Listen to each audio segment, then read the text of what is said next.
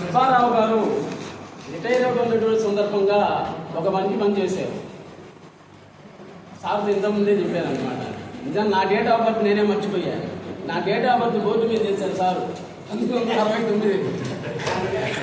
ఈ కాలేజీకి ఎన్ని సంవత్సరాలు నాకు అంటుందన్నమాట. అప్పుడు గుర్తొచ్చింది నా డేట్ ఆఫ్ 1969. అదే మంచి పని చేశారు సార్. నా డేట్ ఆఫ్ బర్త్ నాకు గుర్తు చేశారు. రెండవది ఏంటంటే కనీసం ఆ బోర్డు చేయించడానికి సార్ 20,000 ఖర్చు పెట్టుకొని సొంత డబ్బులతో చేయించారు. ఈ విధంగా ప్రతి లెక్చరర్ కూడా రిటైర్ అయ్యేటువంటి వాళ్ళు ఒక ఇంత చాలా ప్లేస్ ఉంది కదా, ఒక రేకుల షెడ్ అని కానీ లేదా రూములు కానీ ఇటువంటి చేసినట్లయితే చిరస్థాయిగా ఉంటుంది. ఈ రకంగా మనం క్యాంప్కి వచ్చినప్పుడు భోజనాలు చేయడం ఎండలో కాకుండా ఆ నీడలో కూర్చుంటాం. కానీ గురువు గారికి మనందరికీ కూడా ఆత్మీయ ప్రశంసా పత్రాన్ని అందజేస్తున్నాం.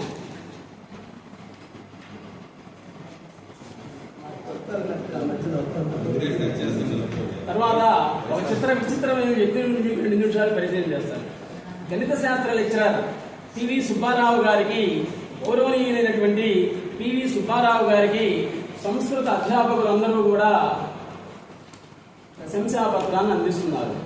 గణిత శాస్త్ర గాంభీర్య గూఢార్థ వివరణ విశారదులై, సంఖ్యాసూత్ర సౌందర్య స్వరూప ప్రకాశ దక్షులై, విద్యార్థి జ్ఞాన వికాస విజయపద దీప ప్రదీపకులై, మీరు విద్యాక్షేత్రంలో అందించినటువంటి సేవలు అమూల్యమైన గురువు గారు. సంక్లిష్ట సమీకరణ సమాధాన సౌలభ్య సృష్టి చాతుర్యంతో, సులభ సుస్పష్ట బోధన ప్రవాహంతో, శిష్య హృదయ విశ్వాస వికాస ప్రేరణతో అనేక మంది విద్యార్థుల జీవితాలకి దృఢ సంకల్ప భవిష్య ధార శిల్పిగా నిలిచి ఉన్నారు శ్రీ గురువు గారైనటువంటి సుబ్బారావు గారు.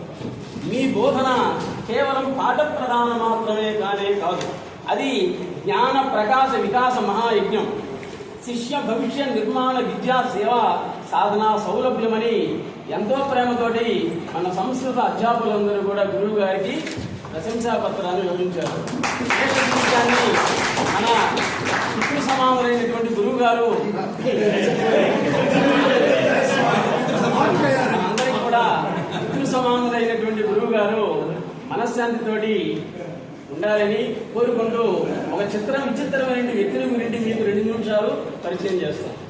ఇది ఎట్లా ఉన్నారు కదా 2 నిమిషాలు గురువు గారు మీరు కూడా కూర్చోండి.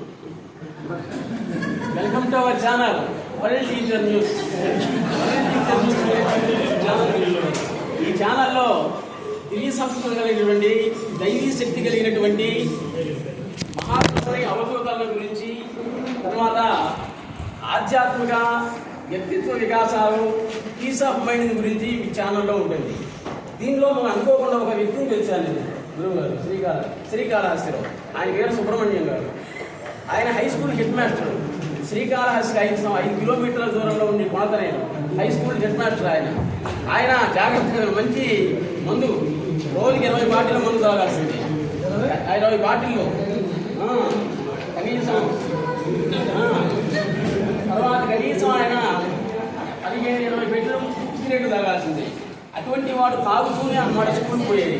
ఇంకా మన వాళ్ళు పాఠం చెప్పేది ఉండదు, అక్కడ సంతకం పెట్టి అక్కడ ఉంటాడు.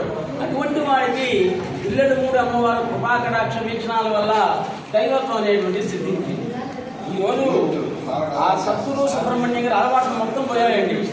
ఆయన గురించి ఎవరో చెప్పుకుంటే విన్నాను సార్. నేను ఆయన దగ్గరికి వెళ్ళాను.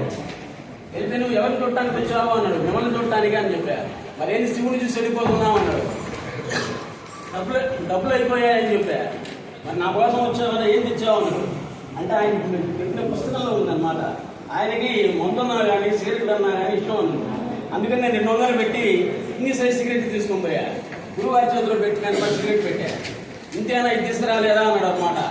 అటు లేదా అన్నాడు. డబ్బులు లేకపోతే తెచ్చావండి అని చెప్పా. నువ్వు తెచ్చావు కాబట్టి ఇంకా మొత్తం మానేశాను. చూడండి, ఈరోజు ఆయన చెప్పిందే వేదం. మీ అమ్మాయికి పెళ్లిళ్ళు కావాలంటే పలానప్పుడు దొరుకుతుందని చెప్తున్నాడు.